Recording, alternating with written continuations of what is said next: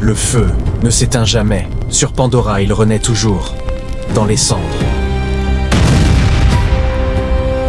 Pandora, un monde né de lumière et de souffrance. Sous ses jungles étincelantes et ses océans paisibles, sommeillent des secrets plus anciens que les étoiles elles-mêmes. Pendant des années, les clans ont vécu dans un fragile équilibre, unis par la mémoire d'une guerre passée. Mais le temps n'efface pas les blessures. Il les enfouit dans la cendre. Au cœur des volcans, dans la chaleur du monde souterrain, un nouveau peuple s'éveille.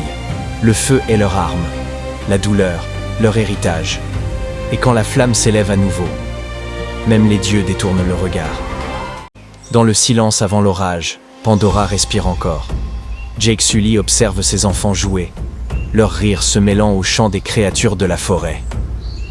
Neytiri, vigilante, sent pourtant une vibration dans le vent, un pressentiment, léger mais brûlant.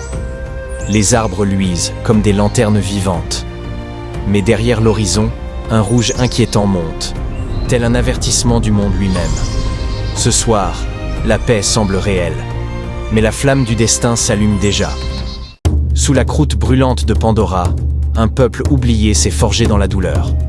Le clan des cendres, les enfants du feu, marqués par les flammes de l'injustice. Ils ont vu leur terre détruite par la guerre, leurs dieux trahis, leurs frères tombés. Leur peau porte la trace des volcans, leur souffle celui du soufre.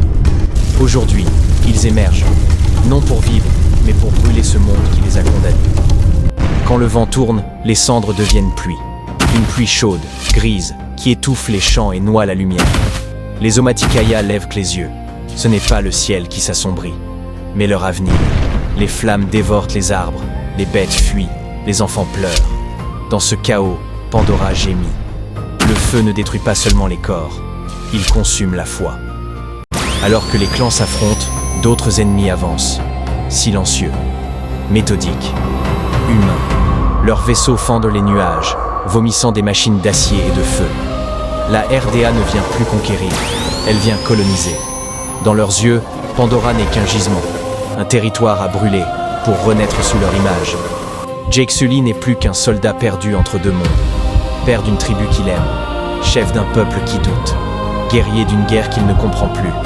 Ses cicatrices ne sont pas visibles, elles brûlent à l'intérieur, là où la loyauté et la peur s'affrontent. Pour sauver sa famille, il devra choisir, défendre Pandora ou s'y sacrifier. Varang, brûlé par la vengeance, ne voit plus d'avenir que dans les flammes. Neytiri s'avance, tente de parler le langage de l'esprit. Mais la haine a déjà consumé le cœur du chef des cendres. Dans ce face-à-face, Pandora retient son souffle. Un seul mot peut rallumer la guerre, ou l'éteindre à jamais.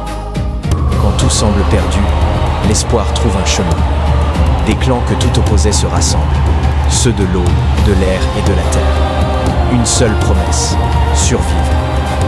Dans le tonnerre des tambours, les navis s'élèvent, unis par le souvenir des anciens. Le sol tremble, l'air brûle. Pandora elle-même semble crier. Dans le ciel, les banshees plongent au milieu des explosions. Les machines humaines s'effondrent dans les coulées de l'air. C'est plus qu'une bataille, c'est une purge, une renaissance par le feu. Il y a toujours un prix pour la paix. Jake plonge dans la lave en furie pour sauver son enfant. Le temps se fige, la chaleur déforme l'air, le monde semble s'arrêter. Dans ce geste, Pandora trouve un écho. La vie renaît toujours, là où la mort croit régner. Les flammes se sont tues, le ciel retrouve sa lumière, mais la terre garde la mémoire du feu. Dans les ruines fumantes, de jeunes pousses jaillissent, la promesse d'un renouveau. Pandora ne meurt jamais, elle se transforme, et dans ses cendres, un nouveau monde respire.